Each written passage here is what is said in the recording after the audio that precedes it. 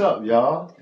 Back for another episode of Lydism podcast. We got a lot to go over. The semifinals of the World Baseball Classic. Got the finals. The season coming up. Start of the season, Wednesday, March 25th. The Giants and the Yankees play at 8:05 on Netflix, believe it or not.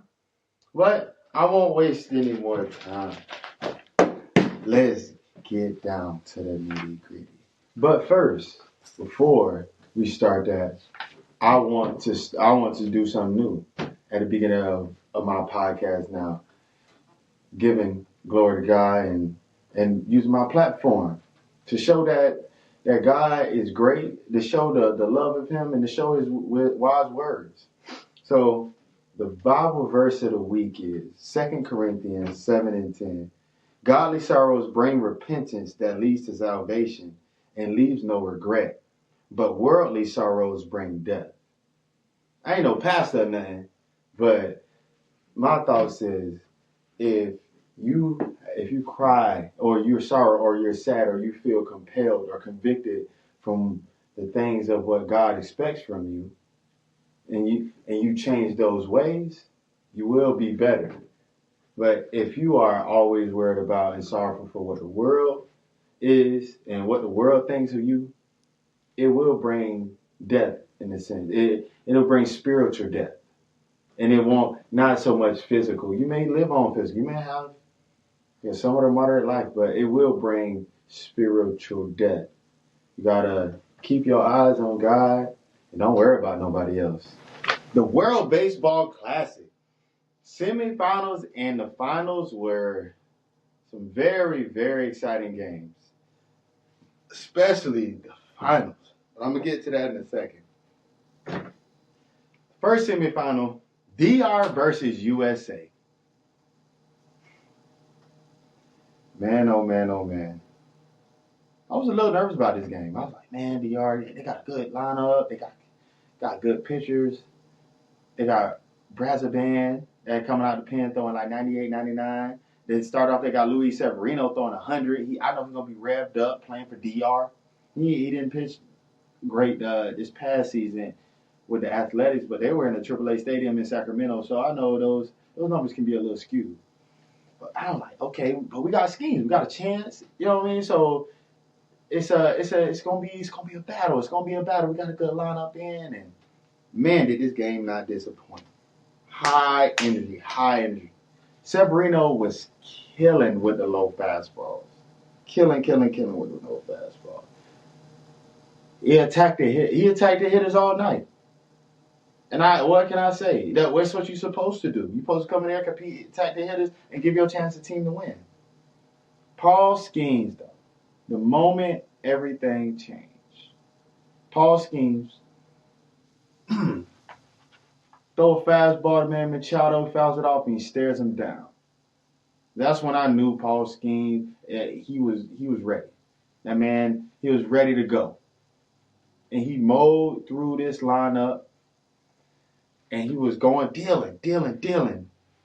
But this man hangs a slider 2-1 to Junior Caminero, and he hits a bomb to left field. The Miami Marlins Stadium almost tore down. They was rocking. All the Dominican fans was rocking. He settles down, and he finishes out, and he does well. He get a little help from Judge in the third inning. When Judge threw Tatis out going to third. But he comes out of the game. And right after he comes out, it's 1-0. It's kind of rocking, lullaby. And Gunnar Henderson hits a bomb to right field, to right center. Offers Luis Severino. Knocks Severino out of the game. Comes in a reliever. Right after that, Roman Anthony hits another bomb. But hey, you don't need to have all the fun. I'm trying to join the fun too. Now, Team USA is up 2-1. Team USA tries to We try to extend our lead. Judge takes a pitch in. It's slightly jammed. Hits it out to center field, and Julio Rodriguez robs the home run. Team USA holds on to win the game and go to the championship. Now, after that game, we have Italy versus Venezuela.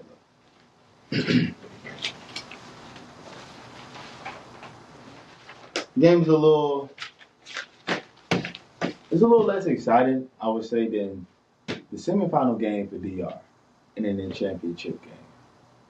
Semifinal game with DR and Team USA and the championship game. Right. Italy jumps out ahead to a quick 2-0 lead. And, it's things start to go quietly and the game flows on. And sometimes it gets a little mundane. And Eugenio Suarez, Pastor Gino, the leader of the prayers for Team Venezuela, hits a home run to get them down 2-1. Things get settled again to the 7th. And there's a first and third. Ronald Acuna gets an infield single, beats out an infield single, scores a run. Now it's tied 2-2. Then comes up Michael Garcia, gets a base hit, scores Jackson Churio. Luis Arraez gets a base hit after him, scores Ronald Acuna. Now Venezuela is up 4-2 on Italy. Then comes the bullpen for Venezuela, and they close the door. Palencia gets the last out and is right across his chest like Venezuela, showing the pride, pointing up to God. That's passion. That's what we love about the game of baseball. Bring that passion. Now, USA versus Venezuela for the World Baseball Classic Championship. And, man, it was a pitcher's duel. Eduardo Rodriguez and Nolan McLean, they made up for those games that they struggled in. Nolan McLean being a Great Britain game, and Eduardo Rodriguez versus DR. That's a tough lineup. So I don't know how tough a game that was. He wasn't missing too many spots. They just made put good wood on the ball. Eduardo Rodriguez is carving up Team USA to start the game off. He commanded the zone. He has a string on the ball, practically. Jamming the hitters up and in, getting them to chase low and away, freezing them up on low fastballs. He had everything going. Pitched the game of his life in the biggest time of his life. Amazing. He comes out with a 2-0 lead after Willer Abreu hits a bomb. And Omar Lopez, the manager for the Venezuelan team, throws the kitchen sink at the USA lineup. And they get mowed down. Right until Machado comes in and he faced All-American boy, Bryce Harper. Hits a monstrous 2-run homer. He basically was the total offense for Team USA. He had 2 hits. He pulled the ball down right field line. And he hits a 2-run bomb. Team USA had 3 hits and 2 runs scored. Only one other person got a hit.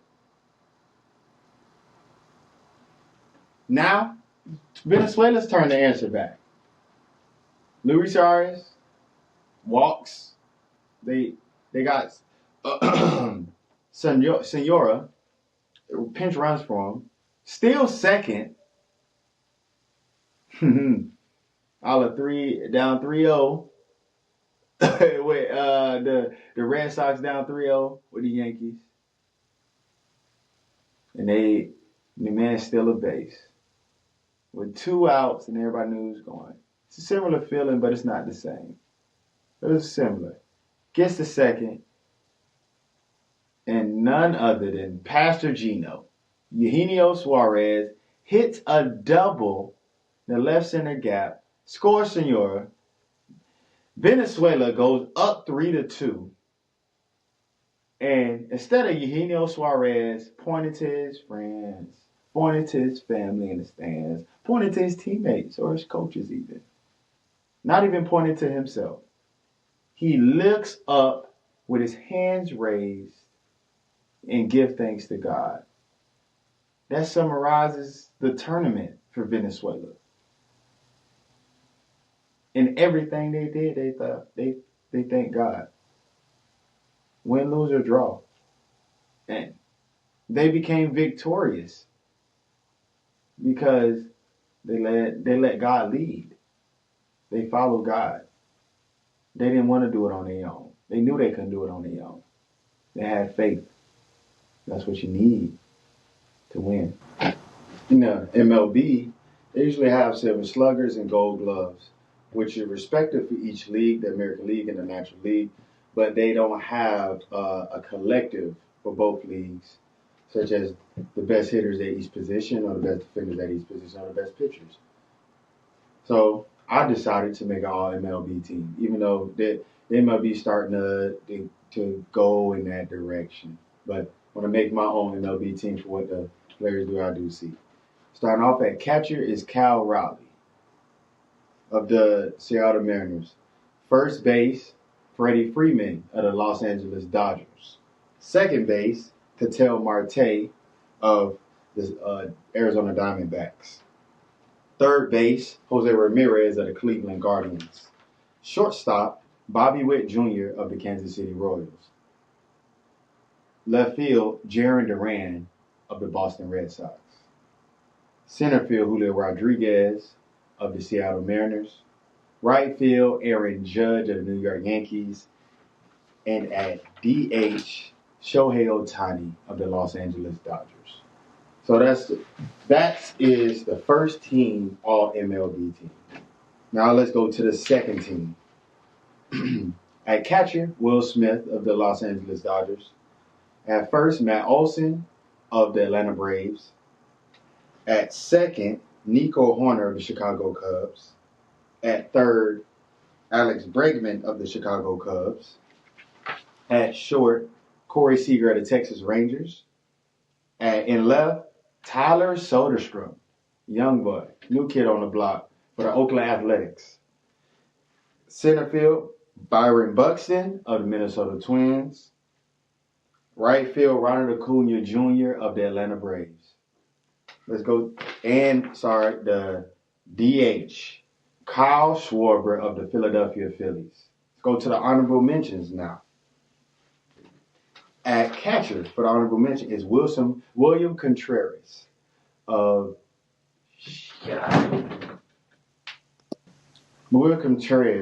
the Milwaukee Brewers. The first baseman, Vladimir Guerrero Jr. of the Toronto Blue Jays. Second baseman, Jose Altuve of the Houston Astros. Third baseman, Manny Machado of the San Diego Padres.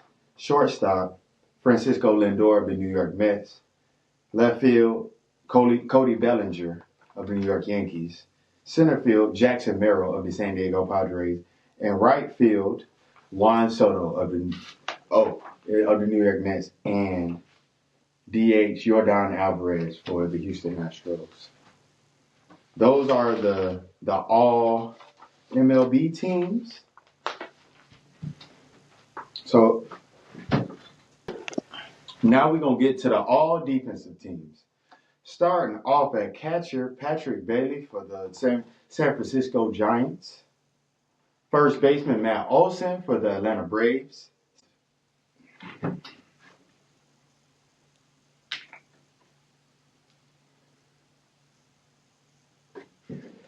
Second baseman, Bryce Terang for the Milwaukee Braves. Third baseman Matt Chapman for the San Francisco Giants. Shortstop Geraldo Perdomo for the Arizona Diamondbacks. Left field Jalen Duran for the Boston Red Sox. Center fielder Dalton Varsho for the Toronto Blue Jays. And right fielder Fernando Tatis for the San Diego Padres. Second team all defense, catcher Alejandro Kirk for the Toronto Blue Jays. First baseman Vladimir Guerrero Jr. for the Toronto Blue Jays. Second baseman Nico Horner for the Chicago Cubs. Third baseman Manny Machado for the San Diego Padres. Shortstop Ezekiel Tovar for the Colorado Rockies. Left fielder Jackson Chourio for the Milwaukee Brewers. Center fielder Pete Crow Armstrong for the Chicago Cubs. Right fielder Aaron Judge for the New York Yankees. And rounding out the honorable mention, catcher Cal Raleigh for the Seattle Mariners. First baseman Christian Walker for the Houston Astros. Second baseman Xavier Edwards for the Miami Marlins. He's a young kid. Y'all take a look out for him. You're gonna surprise some people. Third baseman Michael Garcia for the Kansas City Royals. Shortstop Bobby Witt Jr. for the Kansas City Royals. Left fielder Cody Bellinger for the New York Yankees. Center fielder Julio Rodriguez for the Seattle Mariners. And right fielder Sal Frelick for the Milwaukee Brewers. Now we'll have the all-rookie team. So starting now at catcher, Sam Basayo of the Baltimore Orioles. First base, Munitaka Murakami of the Chicago White Sox. Second base, J.J. Weatherholt of the St. Louis Cardinals. He might be playing shortstop for them, though. But can't put him over this guy. Shortstop, Connor Griffin of the Pittsburgh Pirates. Third baseman, Kazumi Akamoto of the Toronto Blue Jays. Left fielder, Owen Casey of the Chicago Cubs. Center fielder, Justin Crawford of the Philadelphia Phillies. Right fielder, Chase DeLauder of the Cleveland Guardians. And now we have the pitchers. Nolan McClain of the New York Mets. Bubba Chandler of the Pittsburgh Pirates. Treya Savage of the Toronto Blue Jays. Chase Burns of the Cincinnati Reds. Cam Slittler of the New York Yankees. Andrew Painter of the Philadelphia Phillies. Carlos Lagranja of the New York Yankees. Elmer Rodriguez of the New York Yankees. Thomas White of the Miami Marlins. Peyton Toley of the Boston Red Sox. And Connolly Early of the Boston Red Sox. In the sports world, they got some players they call dogs because they tough, they're resilient, they're hungry, they do what they need to do, they skilled. But sometimes, this players is more than dogs. Then there's wolves. It's upper echelon. These are lethal, killing machines. Tough. They make dogs seem like child's play. They use aggression against the dog. Dog is all aggression, all anger, all rage. A wolf only taps him when he needs to. So with saying that, I have my top 10 wolves list, hitters. And I also have a top 10 wolves list for the pitchers. Get to that afterwards. So, starting out, number 1, Shohei Ohtani. Showtime. I don't know, what can he do? He 50-50 last year. This man averaging 300 over the past 3 years with 51 bombs and 109 RBIs. Yeah, that's unreal. It's probably ain't been stats like that in a while. With batting 300, hitting 50, 101 RBIs, and add on to that, 33 stolen bases. Yeah. I don't know if that's ever really been done. Judge, number 2. Aaron Judge, he have some playoff woes, but you can't deny he is top two, maybe not two, the best hitter in the league. In all honesty, he got this like James Harden thing going on.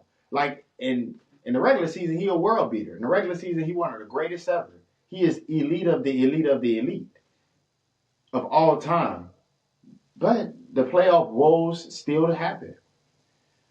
That's not saying he's a bad player. It's just saying some unfortunate things that has happened to him in the playoffs. So, but next, Cal Raleigh.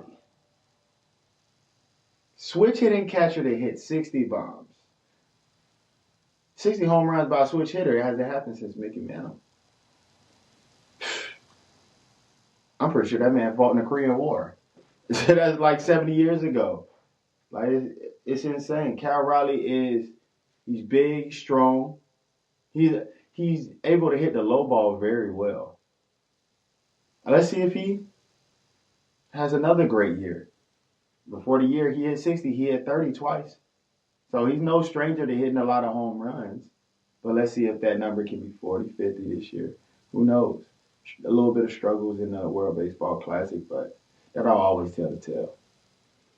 Number 4, Ronald Acuna Jr.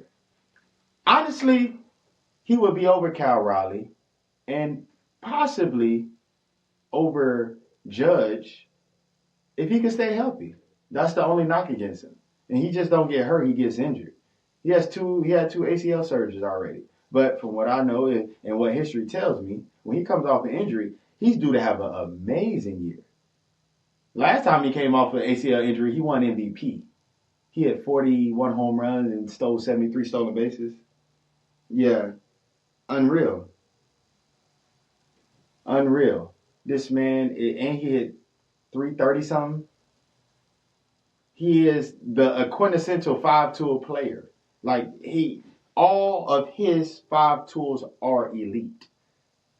You can't really say that about anybody else in the league. Maybe except Bobby Witt Jr. But you can't say that about much anybody else in the league. And you can't say, and I don't think Bobby Witt gonna steal 70 bags. But next, Bobby Witt Jr. Young kid, he on the rise and he on the come up. He might be the face of the league in a couple years. Who knows? But he has a glove. He got a glove. This man can run. But that's defense. You gotta make good contact. You gotta swing radius.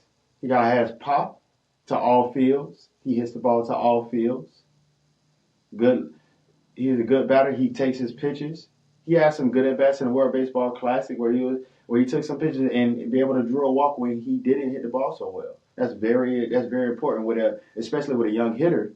When they're not doing so well, they want to force things, and he doesn't force things, and that reflects in his batting average. Over the past 3 years, he's hitting 301. Number 6, Jose Ramirez, J-Ram. Jose Ramirez is the leader, is the franchise guy that you want on your team. If you are a fan for a team, you want Jose Ramirez. He's loyal. He's gonna stay. He plays a good third base. He has a great glove. He can hit from both sides of the plate. He has pop from both sides of the plate. He's consistent from both sides of the plate. He's just a consistent man all the way around on the baseball field, especially in the hitting department. After him, number 7, Freddie Freeman. Freddie.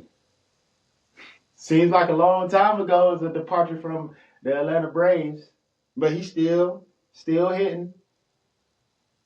It's one not just long ago. He was battling a lower extremity injury, the ankle, I believe, or the foot, and he ended up becoming World Series MVP. This man can hit. He can swing. But he only has gotten better when he has aged and when he got to the Dodgers. Past couple years, he's been hitting 300, 304. 25 bombs, 94 RBIs. That down the upswing, essentially chopping at the ball. He draw the ball. Honestly, he swings like a golfer in a sense. But man, he playing. He can play. He can. Number 8, Vladimir Guerrero Jr. This man can absolutely get out of bed and hit. This man, he has a good eye. He has a lot of power in his back. I've seen, but when he was a rookie, he hit a ball oppo out off the tee. Power to all fields. He's dangerous. When he's on, he's one of the best in the world. That's why he's in this top 10 list. Number 9, Julio Rodriguez. He's a very talented, very athletic player. Sometimes he does have a little bit of struggles here and there, but he doesn't give up. He doesn't let the game control him. He controls what he can control, and he keeps fighting, he keeps working. For example, he struggled last year a little bit, and then he went on this tear where this hitter streak, and the whole world was captivated by it. He played well in the World Baseball Classic as well. And rounding off the Wolves list is Juan Soto.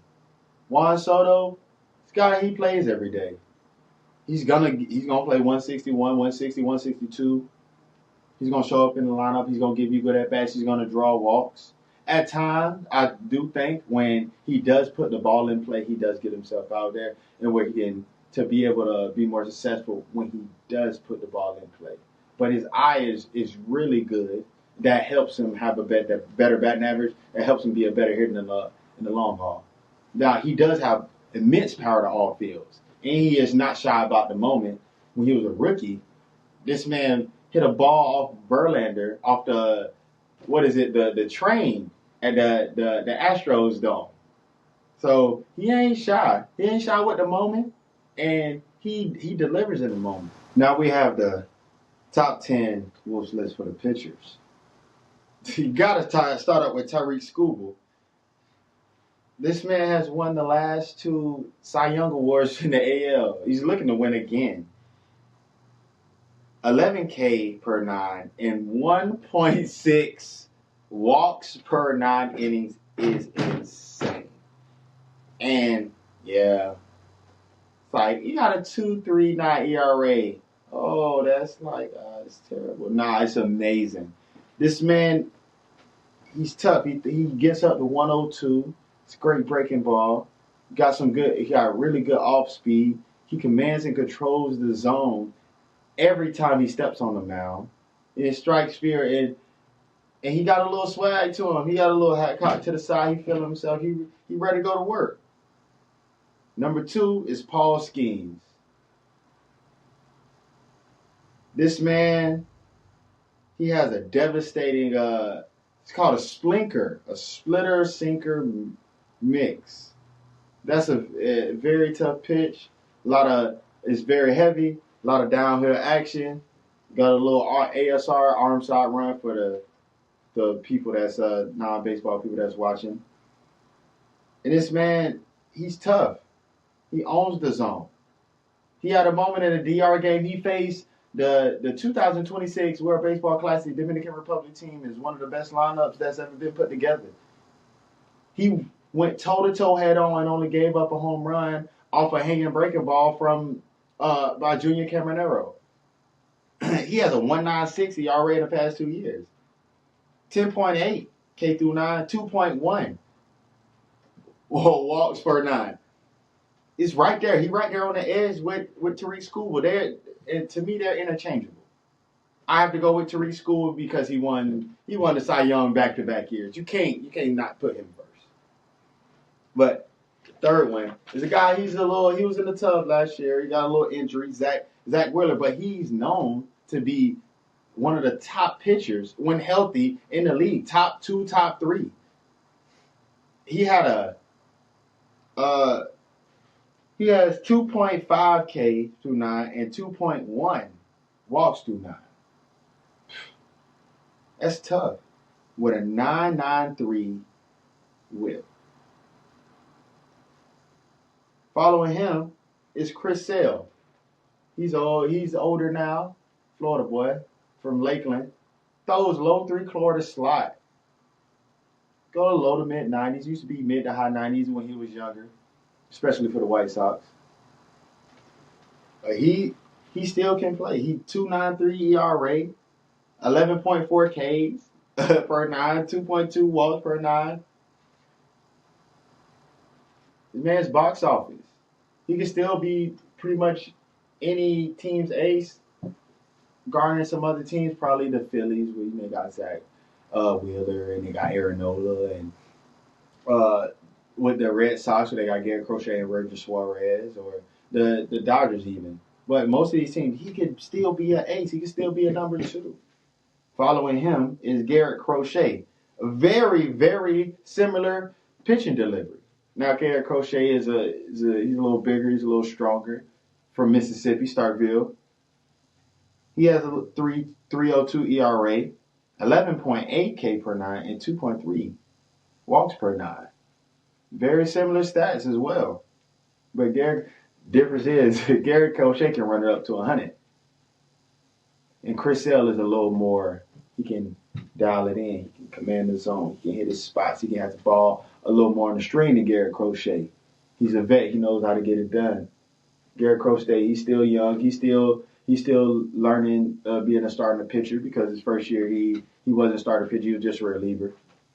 Especially coming out of Tennessee, throwing 101, 102 in the back end of the bullpen. After Crochet, you got Yoshinobu Yamamoto. All he did in the last 3 years is win. He got on the Team Japan, and they won the World Baseball Classic. Comes to the U.S., plays for the Dodgers, pitches for the Dodgers. They win his rookie year. He comes back last year, Game 6, throws a shutout, and comes in and closes the door in Game 7. That's his second year. No, that's what happened in the 3-year span. The man's a winner. He's talented. He has a devastating splitter. Usually, that's most things for the Japanese pitchers. That's what they usually have. He can run it up to about 99, 98, 99, maybe even 100. After him, fastball Freddie Peralta. Tough. He's going to locate. He's going to challenge. He's slated to be the opening day starter for the New York Mets. 3.4 ERA, 10.7 K per nine, 3.3 walk per nine. I know it's not like the other people in this, but he is some giants up there. Some real giants. They wolves. He a wolf, but they wolf. You know what I mean? Now we got the relievers. Mason Miller, 2.81 ERA, 27 saves, and 13.8 K per nine, and 3.7 walks per nine. 13.8 K per nine. That's ridiculous. That is 14 people. You strike out 14 people every 9 innings you pitch. That is ridiculous. Mason Miller, he can run up to like 103, 104. He was a closer for Team USA. Man, flame roller. And rounding out the Wolves list is Emmanuel Clase. 2.2 ERA, 39.7 saves, 40 saves a year. 8.2 K per nine, and 1.8 walk per nine. The Ks are down. The K is not that high as 8 Ks per nine. It's a little less than one per inning. But the 1.8 walks, you're going to have to hit. And he make people miss it. He a flamethrower too. Back of the bullpen guys. All of them are flamethrowers. But Emmanuel Clase, I think he's set to have a big year. It's going to help the Guardians. Let's talk hitting for a little bit. Talk about seeing pitches and determining how you want to hit them, like where you want to hit these pitches at, where you want to see them, how can you see these pitches, just all visual. First things first, visual looking at pitches, hit the ball where it's going to be and not where it's pitched. So pitching is all about deception. If you're going to try to swing it where it's pitched, you're going to miss it every time. Secondly, you have to figure out where the ball is coming from. Now the ball is coming out of his hand, yes. But there's an area where the ball is released out of his hand, and it is called the window. And you follow the window all the way to your bat. And when you do that, you have a higher chance of hitting the ball. It's just like you following a hockey puck around the ice rink and not trying to lose it. Same thing with a baseball. Same thing with basketball, same thing with football. But also got to remember it. The ball moves in funny ways. So, for example, if you got a fastball, it's spinning, it looks pretty white. Just all white. Now the two seam, it has a little more red in the white of the ball, but it's still moving and it's still spinning at a high rate. You have sliders. When you have slider, it's like a red dot, and it also looks like a cement mixing truck, the back of a cement mixing truck that's circular motion. Curveball usually looks like something that's rolling off a table on the ground. Changeup, it spins like a UFO. You have to be able to pick up these things, and not just pick up these things. Now pick up the shape of which are they gonna move in. Now, let's say, for example, you facing a guy with a really good slider, and he has 12 inches of break. That's going to be different from facing a guy with a slider that has 8 inches of break. And the guy with 12 inches of break, it might break horizontally 12 and vertically, that's in a downward action, 4 inches. But the guy with the 8 inches of horizontal break, it might break vertically down 5 inches. So they have different shapes, but you got to you got to be able to pick that out. You got to remember that when you're facing these pitchers. They will deceive you by something called tunneling pitches. So they will throw the pitch in the same slot, in the same area, and just let the movement take hold. For example, the easiest thing is sinker slider guys. They throw a sinker down the middle. You throw a sinker down the middle, it's gonna break. It's gonna run and it's gonna break down, and it's gonna break downward towards if it's a righty, the right-handed pitcher, the right bottom of the zone. If it's lefty, the left bottom of the zone, left corner of the zone. Now when you got the slider, it will move the opposite way. So for a righty, you throw the sinker down the middle, and it'll break down and to the bottom right corner of the zone, but the slider will break down to the left bottom corner of the zone. But essentially, they look like the same pitch for about halfway, which is 30 feet, and you have 60 feet 6 inches is from the pitcher mound to home plate. So now halfway, these pitches look the exact same, but they end up in different places. It'd be harder for you to hit them. So they're picking up the spin of the rotation of the pitch. It will help you be able to hit these pitches easier. Now, when you get that, you got to be able to understand now you got the sequence. What is he trying to do? How is he trying to get me out? Because in reality, pitchers want to have a certain way or a certain area they want to get you out. Let's say if they want to throw up and in. But they will throw something low and in, such as a changeup, to get you to swing over this pitch. And now you looking at this changeup low and in, and that fastball changes your eyesight. It's up and in, and you can't catch up to it. That's the pitch he wants to get you with. He's just setting you up with that changeup low and in, or he's setting you up with that curveball low and in. Same thing if he wants you to hit the ball off the end of your bat with a changeup or with a splitter, or it could be a curveball, or it can be a backdoor slider. But he'll throw fastballs in to set you up for that. If he gets you out the fastball, cool. But he has an idea of an area that he wants to set you up and to get you out. And it's not about getting struck out for most hitters and for most good pitchers. Most good pitchers, they trying to make you hit the ball. So you're not hitting the ball on the barrel or the sweet spot. You're hitting the ball off the sweet spot or the good part of the barrel, so you won't have this strong contact. Your exit velo won't be as high. That's where they aim to look. And now you feel like you're making contact, and you don't know what's going on. They making you miss it. You got to be able to be able to adjust to that. You got to be able to be able to get better wood on the ball and figure out what you're doing and what you're seeing that you're not able to hit the ball on the good part of the wood. When you see pitches well, when you're able to see the pitch out of the hand, when you're able to see the spin, you can identify the spin or you get the rotation of the ball, and now you see the shape, you'll be able to be a better hitter. You'll be able to be the challenge more. And something that also helps with that is being able to predict sequences, playing a game, as some would call it. If you're able to predict a sequence, you know what you're gonna get. And most of the time, it's just personality traits of the pitcher.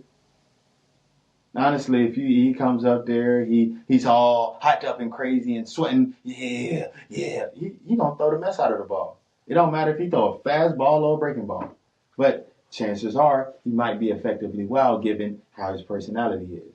Now you got this guy, his hat is all crisp, his jersey's all tailored, and he's out there, and he takes the same walk around the mound after a strikeout, and he takes after he throws a strike, he does the same thing. Or after he throws the ball, he does the same thing. That person is a person of high routine and high order. They won't stray off their routine because that's not what they know. But when you pick up these characteristics on people, KYP, know your personnel, you will be able to predict some of these sequences. And when you can do that, now that's upgrading you. Now you're just not using your ability. Now you're not using your talent. You're adding skill to that. And now you're maximizing that talent. You gotta be able to maximize your talent. But I'm gonna end y'all off with that. Be blessed.